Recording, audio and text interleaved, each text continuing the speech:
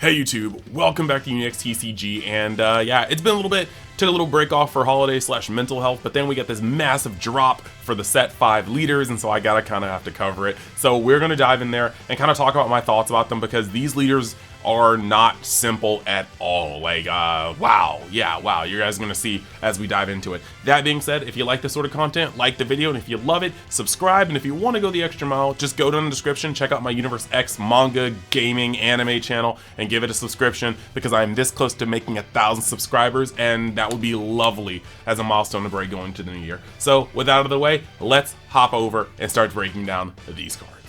So, we're gonna skim over Daima Goku, because that was the one that we saw a while ago. It was spoiled quite some time ago, but just going over him very quickly, you have the when attacking, draw 1 card, and then activate main once per turn. Choose up to 1 battle card with DA in its name in your battle area, and it gets plus 10k for the turn. This is less flexible, but more powerful in terms of punching power than the starter deck variant. However, I think the starter deck variant still is better for me right now. I just like the versatility of the stripping of your opponent as well as the boosting of your own. So we shall see.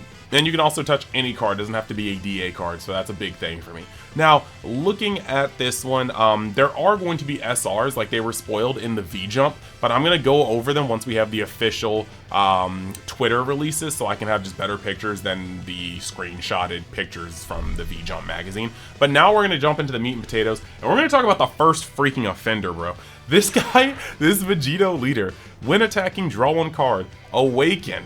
When your life is at 4 or less, place the top 10 cards of your deck into the owner's drop, then flip this card over. Now, like I said, both green and blue went through paradigm shifts, and so I expected both of those colors to have some doubling down in terms of their themes. And in terms of blue, this is the case. In terms of green, if you're a Masters player, you know what I mean when I say the G in green is for gimmick, because it seems like they are starting to do it again.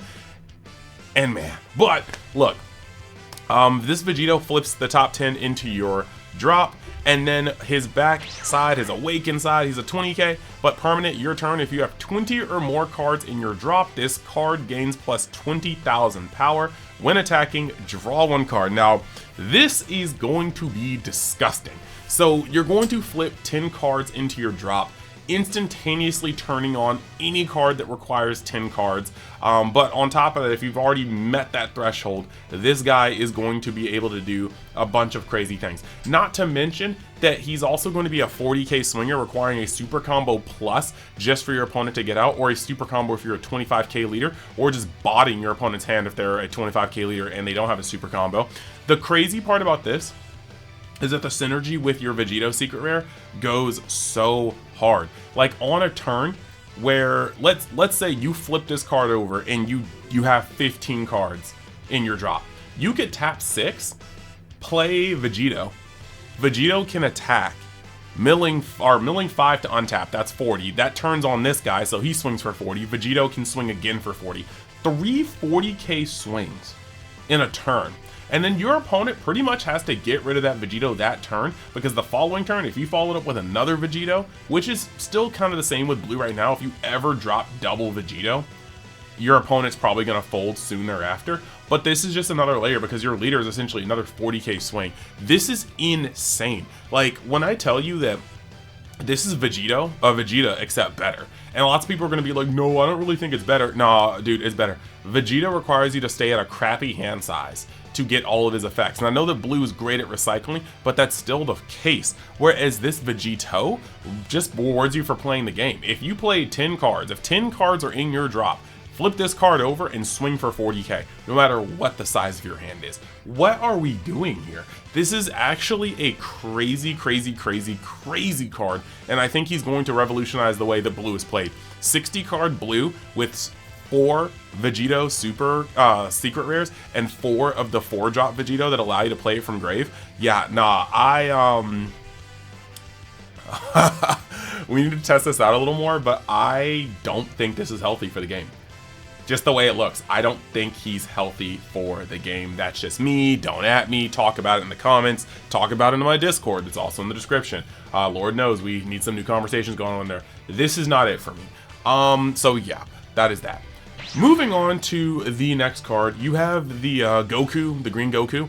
And for all you guys saying that Goku is not big enough, not brawlic enough in the next, or in all the current animations and the manga. Well, here you go. This Goku is straight out of the Sand Saga, Frieza Saga. Look at how thick those shoulders are. Point being though, when attacking, draw one card, and then he awakens when you're at 3 life or less. You draw one card, then you flip him over. Now, on his awakened side, he is a 20k leader, but on your turn, he just gets a static 10k. So he's pushing 30 every time he swings. That is a very, very strong number. And then end of your turn, discard one card from your hand. If your life is at 2 or less and you have 7 or less energy, add the top card of your deck to your life. This is going to be a very, very interesting thing because it wants you to be at 7, meaning they don't want you to have 12 energy like Androids was, using, you know, Broly's and you know, your Hercules and your Earth Destroyings. But this is still something that's kind of crazy because you could play Broly and then you could activate something as simple as instant Kamehameha on a swing, on your leader swing, to get 45 on him, and then swing for 45 twice with Broly, and then just heal one at the end of your turn.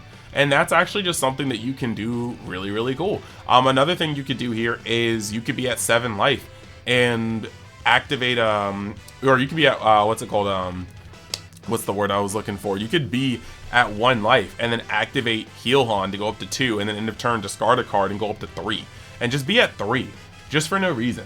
And still have things like Gigantic Meteor particularly open. So I think that this deck will need to see more of the cards that come out for it, but I think that this deck has a lot of potential. 30k will definitely tear apart your opponent's hand, not as hard as 40k will, but 30k definitely will tear apart your opponent's hand. And this is also green we're talking about. They are in no shortage of gas. And so I think that we are at a space where you could do particularly a lot with this. Like, a lot. And if you're too high in life to use this, there's other ways. Like, you could still function like a green deck and then just use something as simple as Cell to get rid of 3 energy. Like, could you imagine going up to 10 and then being like, oh crap, I'm at like 3 life, or I'm at like 1 life. Okay, I'm gonna use Cell and go back down to 7, and then I'm going to pop that after healing. Then at the end of the turn, I'm going to discard a card and go back up to 3, and then pass with like 1 up or something. No, that's just like actually like really strong. Really strong, actually 2 up in that case. So I think that this guy actually has some very interesting capabilities. We just need to see what else we get in the set. Next, you've got Janemba, and Janemba just is a 15k leader. Then he awakens at 4, and then he draws a card and he flips over. But the Janemba Awakened leader says that when attacking, you can switch up to 2 of your energy to active mode. Yeah. And then activate main once per turn. 2, draw a card. Then choose up to 1 battle card in your opponent's battle area and switch it to rest mode. So you've got a lot of crazy stuff here. He doesn't draw on swing, but he allows you to draw on swing. So if you just want to swing and draw, you can do that. But if you want to turn it into straight pressure, you can also do that. There's going to be some cards in here that's probably going to allow him to capitalize off that very, very heavy. But just also know that, like, if you built like a Ginyu deck, and there are some Ginyu cards coming in this set, I'm not sure if they're going to have Ginyu Force Frieza's Army in them. They might say Otherworld, but if they have Otherworld Frieza's Army Ginyu Force, then we're looking at some really crazy lines of play potentially. Because imagine on a turn where you have like this card and you have 2-drop Frieza, and you just play Raycoon to take a life. You know, you're at 7 life. You play Raycoon to take a life. Then you play out Ginyu SR to untap 2. Then you swing with Frieza to get another life. Then you play a Self-Awakener for 2 to take another life. Then you flip over. Then you swing with your leader and you untap 2. Then you attack with the Self-Awakener as well. Then you have 2 energy up to play something else and attack with that as well. Just for you guys that weren't paying attention to that, on turn 3, just by taking 1 life, if you have on turn 2 played your Frieza and it survived, on turn 3 you were swinging with the Frieza, the Raycoon, the Ginyu, or Captain Ginyu, or the Ginyu Force, whatever the card's called. Then you're once again getting a swing with your Self-Awakener, and then your leader. That is what that is, right? Yeah, Frieza, Raycoon, Ginyu, the other Awakener, your leader. And that's 5 attacks on turn 3, all for 20k. Your opponent then has to deal with that while charging to 4. And if they can't, you potentially have the ability to play out that same board again, except worse. Like, if they can only get rid of 2 of your cards, what happens when you just decide, okay, cool, I'm going to take 1 more life with Frieza just to kind of even out my hand, because we're still at a part of the game where you're probably not doing anything to this much life. And then we are just going to now play Raccoon, you know, getting you out again, untap the 2, play another card out, swing with my leader, untap another 2, play another card out, and you just get another board of swings in. So I think that we're just at a position where Janemba has a lot of potential for being a low to the ground aggro deck or an extremely weird control / mid-range tempo deck. I think there's a lot to be said about it.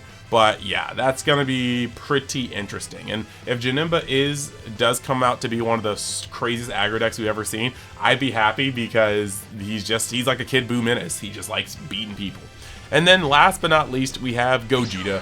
Gogeta has some stunning front artwork, and then he just says, when your life is at 4 or less, flip this card over. And then last but not least, you have when attacking, draw 1 card.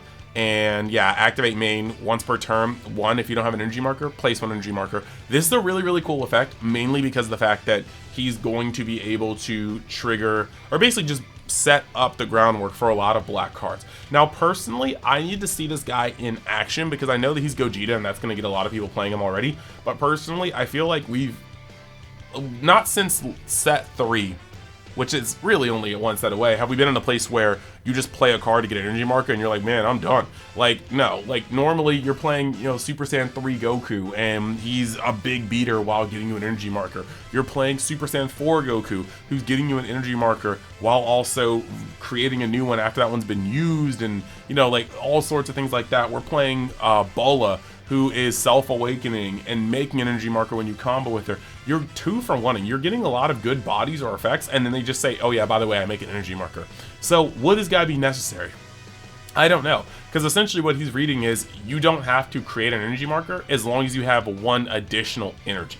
And so, yeah, instead of playing Trunks and being like, crap, I don't have 3 energy to make another energy, or make another energy marker, you could just be like, well, I'll play Trunks and then play 1. So for 3, I'm protecting my board while this guy's on the board. So I think that's actually pretty cool. And I think it also comes into play when you actually have the energy marker up, because you could have 5 energy in the energy marker, play Trunks for 2 using the energy marker, tap 1 to make the energy marker. You essentially just floated in energy, but you turned on effects. So I need to see this one in practice. This one doesn't seem like it jumps off the page, but I can see his applications. So I want to know what you guys think of these leaders. Let me know in the comments. Let me know how you guys feel. Like I said, feel free to take the conversation to the Discord if you guys want to. I feel very, very, very, very interested in set 5. However, I am afraid for Vegito.